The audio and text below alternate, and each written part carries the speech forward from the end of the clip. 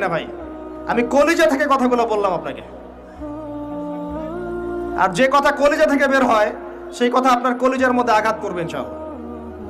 সব কাজ শুধু আল্লাহর জন্য করেন, কেউ আপনার আপন না। আল্লাহ ছাড়া কেউ আপনার আপন নয়।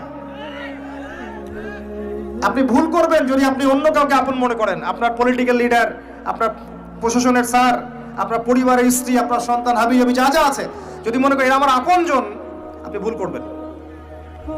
সবাই সবার স্বার্থ চেনে, সবাই সবার স্বার্থ চেনে। শুধু আল্লাহ আপনাকে নিঃস্বার্থভাবে ভালোবাসেন। আল্লাহ পাক স্বার্থ চান না। সারাটা জীবন পাপ করে থাকলেও একটা বার দাঁড়িয়ে খালি বলেন আল্লাহ আস্তাগফিরুল্লাহ ওয়া আতুবু ইলাইহি।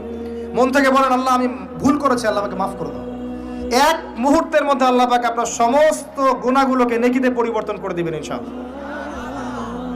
আল্লাহ ছাড়া কেউ নাই আপন। আল্লাহর জন্য খালেস করে ফেলেন নিজেকে।